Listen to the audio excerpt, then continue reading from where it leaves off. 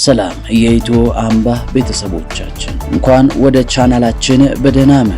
ዛሬም በዓለምና በሀገራችን የተከሰቱ ትኩስና አዳዲስ ዜናዎችን በአጭር በዝርዝር እናቀርባለን። ከዜናዎቹ ጋር እስራኤል አስናቀች ነኝ። አብራችሁን ቆዩ። የነዳጅ ዋጋ መናርን ተከትሎ ዩናይትድ ኪንግደም በሩሲያ ላይ የጣለችውን ማዕቀብ አላልታለች። የነዳጅ ዋጋ በከፍተኛ ሁኔታ መጨመሩን ተከትሎ የዩናይትድ ኪንግደም መንግስት በሶስተኛ ወገን ሀገራት በተቀነባበሩ የሩሲያ የነዳጅ ምርቶች ላይ ጥሎት የነበረውን ጥብቅ ማዕቀብ አላልቷል። ከሰኞ ጀምሮ ተግባራዊ የተደረገው ይህ ውሳኔ በአሜሪካ እስራኤልና ኢራን ጦርነት ምክንያት ወሳኙ የሆርሙዝ የባህር መስመር በመዘጋቱ የደረሰውን የነዳጅ አቅርቦት እጥረት ለመቅረፍ ያለመ ነው ተብሏል። ከዚህም በተጨማሪ በሩሲያ የተፈጠረ የተፈጥሮ ጋዝ የባህር ትራንስፖርት ላይ የተጣሉ አንዳንድ ማዕቀቦች መላላካቸውን ታውቋል።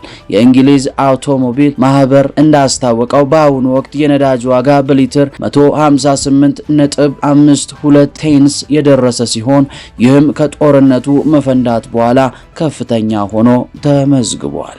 የጀት ነዳጅ ዋጋ መናርን ተከትሎ በርካታ የአየር መንገዶች በረራዎችን ለመሰረዝ የትኬት ዋጋ ለመጨመር ተገደዋል ነው የተባለው። ይህ እርምጃ እንግሊዝ በሩሲያ ላይ ጠንካራ ማዕቀብ ለመጣል ከሰባት የበለጸጉ ሀገራት ጋር በቅርቡ ያደረገችውን ስምምነት የሚጋጭ ቢሆንም መንግስት ግን አጠቃላይ ማዕቀቡ እየጠነከረ ቢሄድም አሁን ባለው ሁኔታ ተጨማሪ ተለዋዋጭ አሰራሮች አስፈላጊ መሆናቸውን ገልጿል።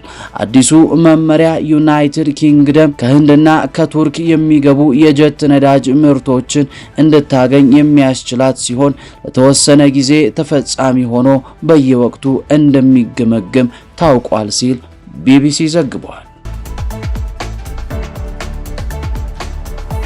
ወደ ጎረቤት ዜና ስናልፍ ሶማሌላንድ በቅርቡ በእስራኤል ኤምባሲ ልትከፍት ነው። ራሷን ከሶማሊያ የገነጠለችው ሶማሌላንድ በቅርቡ የነጻ መንግስትነት እውቅና በሰጠቻት እስራኤል ኤምባሲ እንደምትከፍት የሶማሌላንድ አምባሳደር በኤክስ ገጻቸው አስታወቁ። እስራኤልም በሶማሌላንድ ዋና ከተማ ሃርጌሳ ኤምባሲ ትከፍታለች ተብሎ እንደሚጠበቅ አምባሳደር ሞሐመድ ሀጊን በዚሁ መልእክታቸው ገልጸዋል። ሶማሌላንድ ከሶማሌ ፌዴራል መንግስት መገንጠሏ ያወጀችው እንደ ግሪጎሪያን አቆጣጠር በ1991 ዓመተ ምህረት ነው።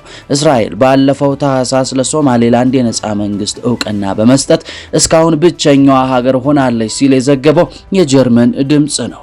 ሶማሌላንድ እስራኤል ውስጥ ኤምባሲ መክፈቷን የእስራኤል ውጭ ጉዳይ ሚኒስቴር ጌዲዮን ሳር የሁለቱን ሀገራት ግንኙነት ይበልጥ የሚያጠናክር ጠቃሚ እርምጃ ነው ሲሉ አወድሰውታል። ሶማሌላንድ በአወዛጋቢ ከተማ ኢየሩሳሌም ውስጥ ኤምባሲ ከከፈተች በከተማይቱ የተከፈተ ኤምባሲ ቁጥር 8 ያደርሰዋል ተብሏል። በእስራኤል የአብዛኞቹ ሀገራት ኤምባሲዎች የሚገኙት በይፋ በሚታወቀው የእስራኤል ርዕሰ ከተማ ቴል አቪቭ ነው። በዶናልድ ትራምፕ የመጀመሪያው የስልጣን ዘመን አሜሪካን ኤምባሲዋን ወደ ኢየሩሳሌም ማዞሯ ይታወሳል። እስራኤል ኢየሩሳሌም ሙሉ በሙሉ ዋና ከተማዬ ነው ትላለች። የተባበሩት መንግስታት ድርጅትና በርካታ ሀገራት ግን ምስራቅ ኢየሩሳሌምን በእስራኤል በኃይል እንደተያዘ አካባቢ ነው የሚቆጥሩ። ፍልስጤማውያን ደግሞ ምስራቅ ኢየሩሳሌም የወደፊቱ ዋና ከተማችን እንዲሆን እንፈልጋለን ይላል። እስራኤል ባለፈው ታህሳስ ለሶማሌላንድ እንደ ነጻነት ሉዓላዊ ሀገር እውቅና ስትሰጥ ሶማሌላንድ የግዛቴ አካል ናት የምትለው ሶማሌ የእስራኤል እርምጃ በሉዓላዊነት ላይ ሆን ተብሎ የተሰነዘረ ጥቃት ስትል ተቃውሞ አንስታለች። የአፍሪካ ህብረት፣ ሌሎች ማህበራትና መንግስታት እርምጃውን ተቃውመውታል። የአፍሪካ አህጉር ከታሰበው በላይ በከፍተኛ ፍጥነት ለሁለት ሰነጠቀች መሆኑ ተገለጠ። የምስራቅ አፍሪካ ታላቁ ምስጢር ሸለቆ ተከትሎ የአፍሪካ አህጉር ለሁለት የመከፈል ሂደቷ ከዚህ ቀደም ከሚገመተው በላይ እየፈጠነ መምጣቱ ይፋዊ መረጃ አመላክቷል።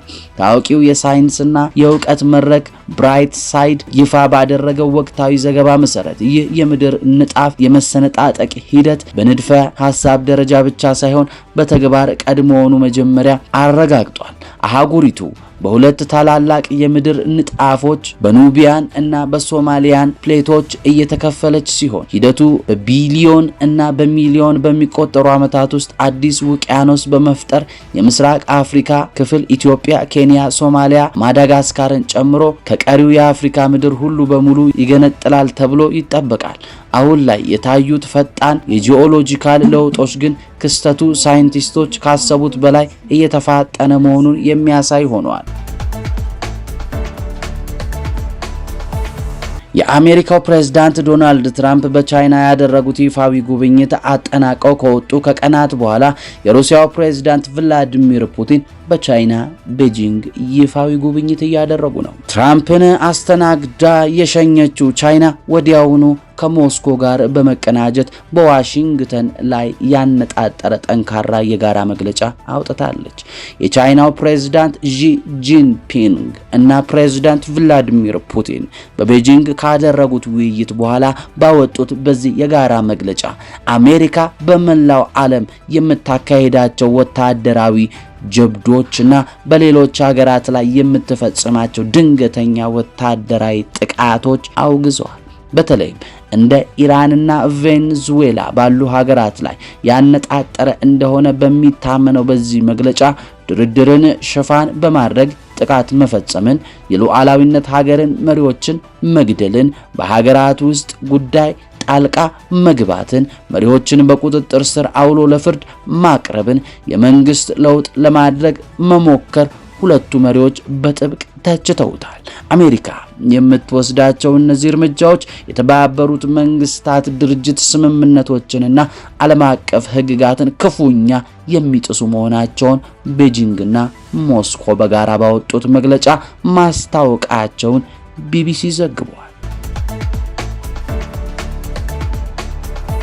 የአሜሪካ ሴኔት የሪፐብሊኩን መሪ ዶናልድ ትራምፕን በግልጽ በመቃወም የኢራንን ጦርነት ለማስቆም የሚያስችል የጦርነት ስልጣን ውሳኔ ረቂቅ ድምጽ ብልጫ አጽድቋል። የውሳኔ ረቂቁ ወደፊት ለማስኬድ በተደረገው የድምጽ አሰጣጥ ስነ ስርዓት 50 ለ47 በሆነ ጠባብ ድምጽ ያለፈ ሲሆን 4 ሪፐብሊካኖች ከዲሞክራቶች ጋር በማበር ለውሳኔው ድጋፍ ሰጥተዋል። አሜሪካና እስራኤል በኢራን ላይ ጥቃት መሰንዘር ከጀመሩ ከ80 ቀናት በኋላ የተላለፈው ይህ ውሳኔ ትራምፕ ከኮንግረሱ ፍቃድ ካላገኙ በስተቀር የአሜሪካ ጦር በኢራን ላይ የሚያደርገውን ድብደባ እንዲያቆም ያስገድዳል። ይህ ውጤት በሕገ መንግስት ላይ በግልጽ እንደተቀመጠው ወታደሮች ወደ ጦር ለመላክ ስልጣን ሊኖረው የሚገባው ኮንግረሱ እንጂ ፕሬዝዳንቱ አይደለም ብለው ሲከራከሩ ለነበሩ ሕግ አውጪዎች ትልቅ ድል ነው። ይሁን እንጂ የውሳኔ ረቂቁ 100 አባላት ባሉበት ሴኔት ውስጥ ቢጸድቅም በሪፐብሊካኖች በሚመራው የተወካዮች ምክር ቤት መጽደቅ ይኖርበታል። በተጨማሪ ፕሬዝዳንት ትራምፕ ሊጠቀሙበት የሚችሉት ድምጽን በድምጽ የመሻር መብት ለማለፍ በሁለቱም ምክር ቤቶች የ2/3 አብላጫ ድምጽ ማግኘት ግድ ይለዋል። የውሳኔ ሐሳቡን ያቀረቡት ሴናተር ቲም ኬን ፕሬዝዳንት ትራምፕ ከኢራን የቀረቡ የሰላምና የዲፕሎማሲ ጥያቄዎችን ችላ በማለት ጦርነቱን እየቀጠሉ ነው ሲሉ ወቅሰዋል። ዓለም አቀፍ ወረርሽኝ ሊባል የሚችልበት ደረጃ ላይ አልደረሰም። የዓለም ጤና ድርጅት በኮንጎ ዴሞክራቲክ ሪፐብሊክ ኡጋንዳ የተከሰተው አደገኛ የኢቦላ ወረርሽኝ ስርጭት በሀገርና በቀጠና ደረጃ ከፍተኛ ስጋት ቢደቅንም ዓለም አቀፍ ወረርሽኝ ሊባል የሚችልበት ደረጃ ላይ አልደረሰም። የዓለም ጤና ድርጅት ዋና ዳይሬክተር ዶክተር ቴድሮስ አድሃኖም አስታውቀዋል። ዋና ዳይሬክተሩ በዛሬው ዕለት በሰጡት መግለጫ በኮንጎ ዴሞክራቲክ ሪፐብሊክ ምስራቃዊ ክፍል በፍጥነት እየተስፋፋ ባለው በዚህ ወረርሽኝ በቫይረሱ መያዛቸው በላቦራቶሪ ከተረጋገጡ ሰዎች በተጨማሪ ወደ 600 የሚጠጉ ሰዎች መለየታቸውን ገልጸዋል። በቫይረሱ መሞታቸው የሚታመኑ ሰዎች ቁጥር 139 መድረሱ መከሰታቸውን ይፋ አድርገዋል። በአካባቢው እየተቀሰቀሰ ያለውን ወረርሽኝ የቡንዲ ቡጉያ ሊቢሪያ ዝርያ የተሰኘውን የኢቦላ ቫይረስ አይነት ሲሆን ይህ ዝርያ ለመጨረሻ ጊዜ በፈረንጆቹ 2007 ከተከሰተ በኋላ አሁን መታየቱ ስጋቱን አክብዶታል ተብሏል። ለዚህ የተወሰነ ዝርያ እስካሁን የተፈቀደ የክትባት አይነት ወይም ግልጽ የሆነ የሕክምና መድኃኒት የለም። ጎረቤት አገራትም የበሽታውን ስርጭት ለመቆጣጠር የድንበር ፍተሻዎችና ጥብቅ የቅድመ ጥንቃቄ መመሪያዎችን በማስተላለፍ ላይ ይገኛሉ። ዛሬ ያቀረብነው ትኩስ ዜና በዚህ ያበቃል። ከመጀመሪያው እስከ መጨረሻው አብራችሁን ስለቆያችሁ እጅግ እናመሰግናለን። ቪዲዮአችንን ላይክ፣ ሼር እና ሰብስክራይብ ማድረግዎን አይርሱ። ሰናይ ጊዜን ተመኘ።